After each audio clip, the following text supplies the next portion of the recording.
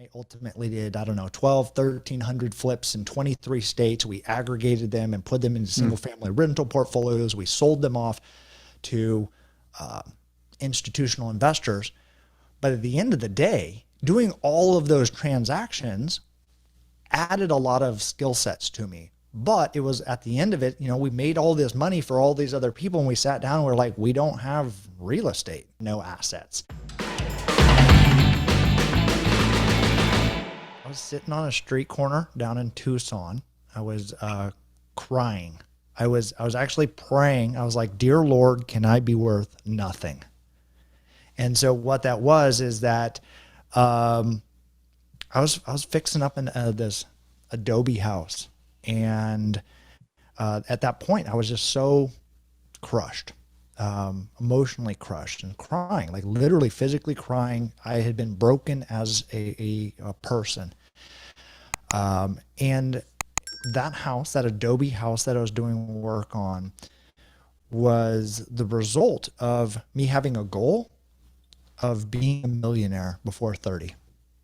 So I achieved that. I became a millionaire before 30. How'd you do that? However, through real estate, through flipping houses, through doing, a process up, building a little portfolio of having some rental properties. And then subsequently, I had the market going down. The girl I thought I was gonna marry, we'd broken up. My brothers, who had been living and working with me and helping me out, said I was an asshole. The whole aspect of my life was kind of falling apart. I was 75 pounds overweight. And so when I see that in that moment, in that time in which I was sitting on that street corner, I'll give you even to rub salt in the wound, is I had a portfolio of properties that were worth less than I owed on them because the market had gone down in that recession kind of time period. The girl, even though we'd broken up, she felt bad for me. And even though, and I was hemorrhaging money, I'd come in with $50,000, $75,000, $100,000 to buy out of these mortgages of these properties that were declining in value. And I ran out of money before I ran out of properties. So I'm left, I have no money left. I'm just trying to figure out, how do I pay these bills in, month in, month out. The girl told the new boyfriend that she had that she could hire me as he could hire me as a contractor. So I'm doing this house remodel for the new boyfriend of the girl I thought I was going to marry. And I get to see every day, because he doesn't know our previous relationship.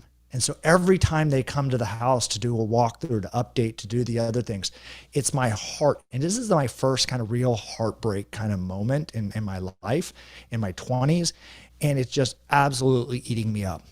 And I'm putting myself in that situation because I'm so hard up for money that I need to figure out how to do things. And that's when I was like kind of broken, sitting on that street corner going, "Dear Lord, can I be worth nothing?"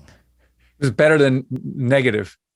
Yeah, better than negative. Nothing. Zero would be awesome. Can I start over at zero? And that's kind of where, although my journey does not start at that point, I feel like it really became a defining moment of my life. Was I had to go bounce around the bottom, and trial and error is an amazing teacher, but is actually the least effective as far as way to learn. Wisdom is learning from other people's mistakes. Yeah, that's ideal. I mean, I was like you. I had apparently, I had to work, I had to make my own mistakes to a large degree instead of learning from other people. What were some you said was a defining moment? How did that experience change you? So when I sat down there, like I said, I was bankrupt in every aspect of my life. And least importantly was money. Relationship, overweight, wasn't living, doing bucket list adventures, not doing, these things. And so what I did was, that rock bottom allowed me to foundationally and incrementally start building up. And I mentioned it earlier, that goals are great for one-time success. Systems are for those that want repeatable and predictable success. And so what I failed at was not having any systems. I just had a goal of becoming a millionaire before 30. And once I achieved that, I kind of didn't do much else. And so it was like, oh, how do I actually start developing some systems? And so that rock bottom allowed me to look at the things that I did well, the things that I didn't do well at, and then start building. And it's been a journey. I mean, this has been, decade, plus, since the subprime meltdown of '08, so another key book during that time period was Tim Ferriss's 4 Hour Work Week. Was so foundational to, and it's not, and you guys have, likely read it, and a lot of your reader or your listeners have likely read it. It's not about working a 4 hour work week. It's how do you 10x what you're doing? And so that was the foundational knowledge that I then took from that next rock bottom and started systematically. And I went back to school and got a master's degree in international real estate and finance. I started I became part of, the Go Abundance, how a group of people that were just doing bigger and better things. And it was like, man, I didn't know what I didn't know. And that was, at least that reset was that component for me to start building the foundation of the next iteration of my life. So you kind of started over almost, you get a hard reset with some wisdom and some scars behind you. So what did your second half look like?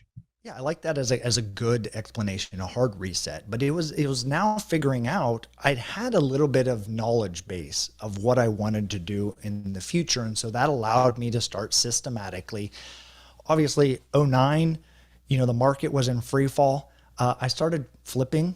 Well, it used to be, they call them family offices now, but it used to be a rich guy. It was a rich guy that had a bunch of money. And so I was willing to go be the resources in the trenches. And so we put together and we started flipping a lot of properties. And I ultimately did, 1,300 flips in 23 states. We aggregated them and put them into single family rental portfolios. We sold them off to institutional investors. But at the end of the day, doing all of those transactions added a lot of skill sets to me. But it was at the end of it, we made all this money for all these other people, and we sat down and we're like, we don't have real estate. I was actually at dinner with Ken McElroy a couple of weeks ago, and he's like, he did the same thing in the '90s with condos. He bought apartments, condoized them, did thousands of these transactions, made lots of money in that time period, and then at the end of the day had no assets.